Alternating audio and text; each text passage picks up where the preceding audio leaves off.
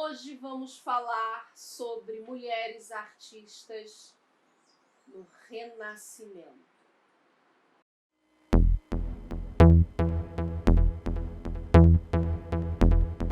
Fala aí, galera, tudo bem? Espero que sim. Nesse vídeo, a gente vai continuar a falar sobre as mulheres dentro do Renascimento. Caso vocês ainda não tenham visto o vídeo anterior, vale a pena dar uma conferida. E para esse vídeo, nós escolhemos duas pintoras em especial. E eu vou falar de cada uma delas.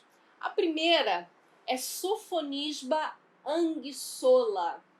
Ela é da região de Cremona, na Itália. Então, Sofonisba, o pai era pintor e ele também muito preocupado com a educação da filha. Aos 14 anos, levou Sofonisba e a irmã dela mais nova, Helena, para terem aulas com um pintor chamado Bernardo Campi. E elas foram lá, né, para ter aulas com ateliê. Isso é um outro detalhe também interessante da gente ressaltar, né?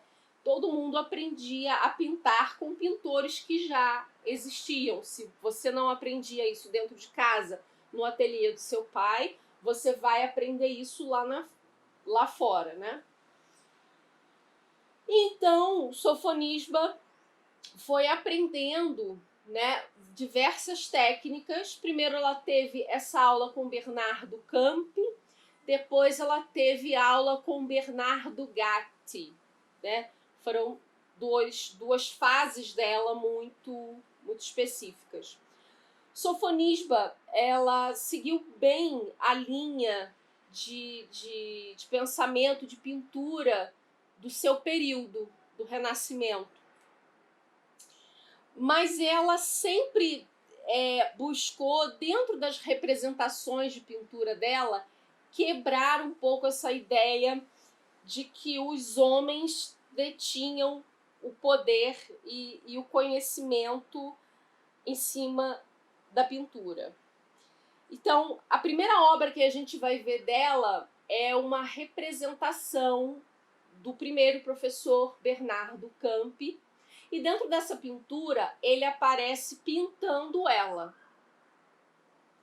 Só que tem uns detalhes muito interessantes nessa pintura, um fundo escuro, a imagem dele parece que salta dessa sombra, ele pinta a Sofonisba. Só que ele pinta e o quadro não está na direção dele, não está na linha do olhar dele, o quadro está acima. Então ele pinta a Sofonisba e a Sofonisba olha, né, tem esse diálogo com o espectador, assim como o próprio pintor também, e ele olha assim como se tivesse sido pego naquele momento que está pintando, mas ela é representada imponente, com um vestido jovial, elegante, todo detalhado, quer dizer, uma imagem de Sofonisba que a gente nunca viu antes, né, nas suas pinturas.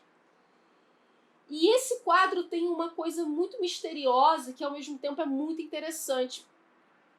Ela está sendo pintada pelo Campi. Só que no quadro da pintura dela, ela aparece com 2 braços esquerdos. Gente, 2 braços esquerdos.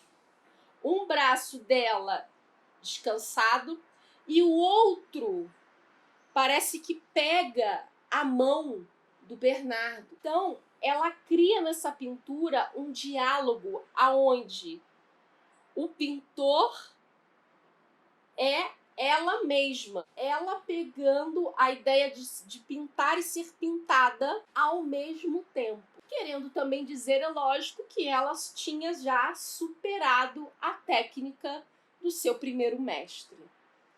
Fantástico, né? Muito interessante também da Sofonisba é quando ela se representa tocando piano.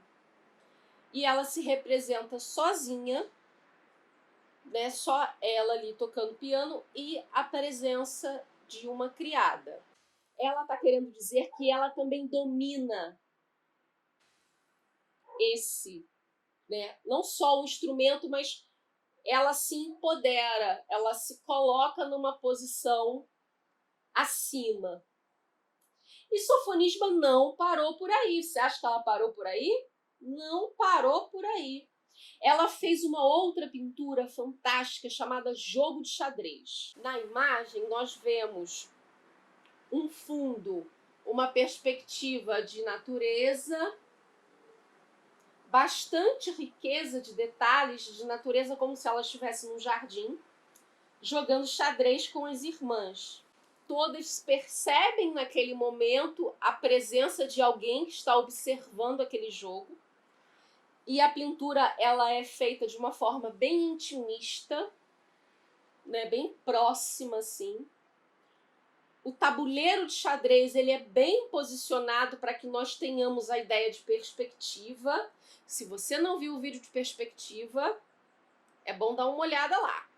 Primeiro que, além da riqueza de detalhes, de luz e sombra, de profundidade, ela coloca todas as fases da mulher, as irmãs jogando, uma criada mais ao fundo observando esse jogo.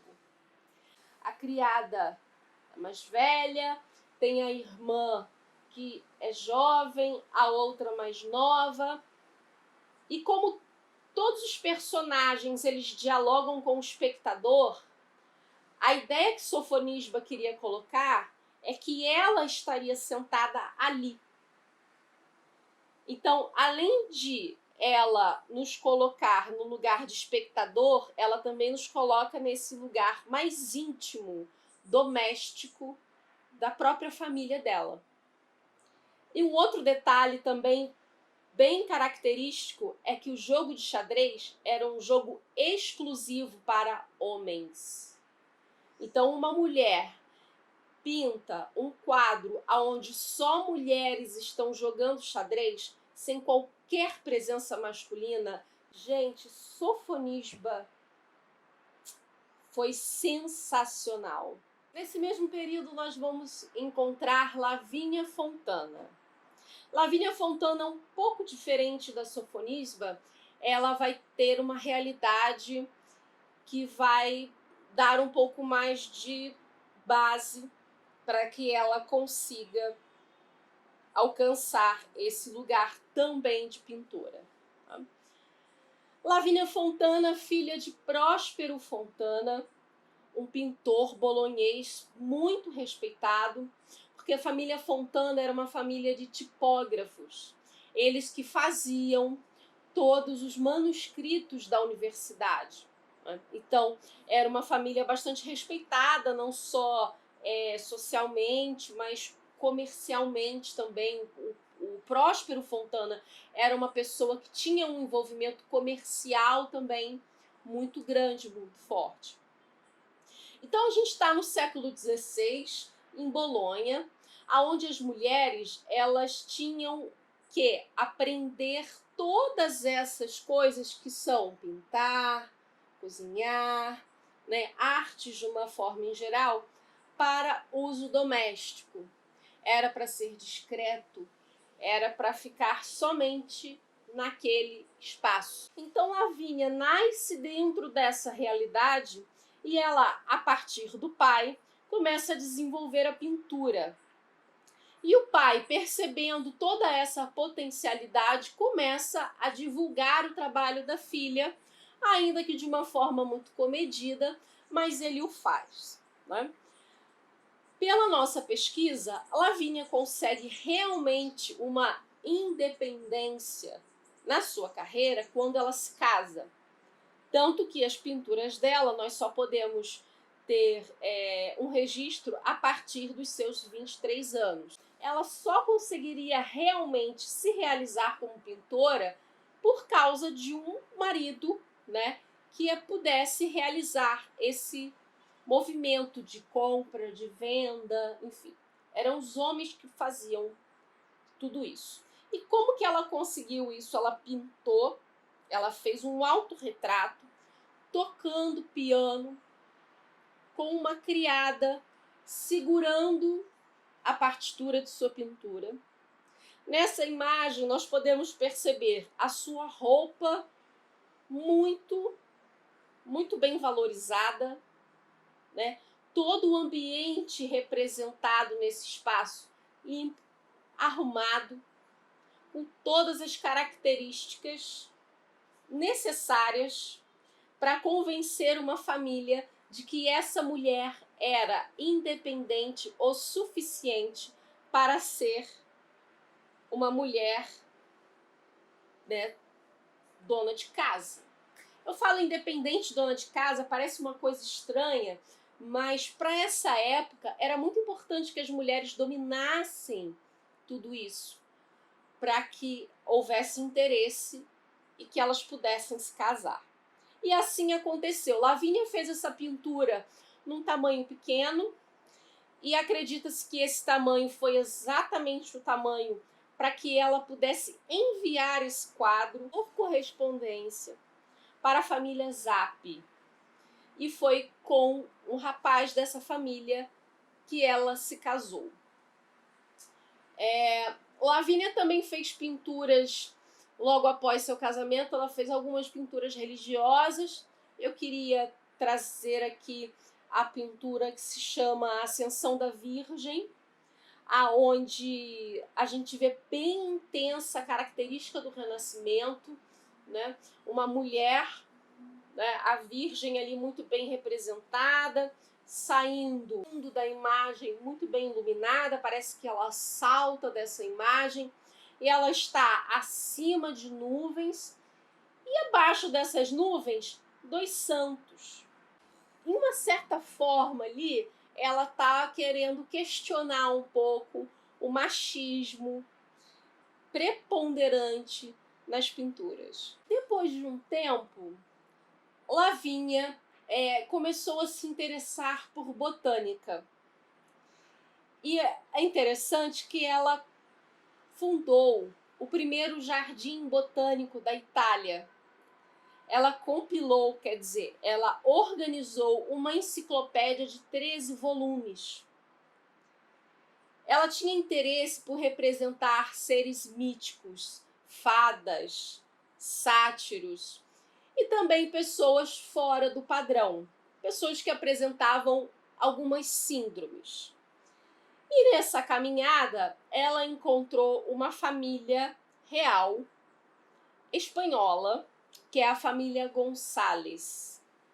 Essa família sofria da síndrome hipertricose. Na época, essa síndrome ela era conhecida como a síndrome do lobisomem. Na época não existia esse nome, hipertricose. Tá? Mas e aí o que aconteceu? Ela se ofereceu para representar uma pessoa da família. E aí escolheram a filha mais nova, Antonieta.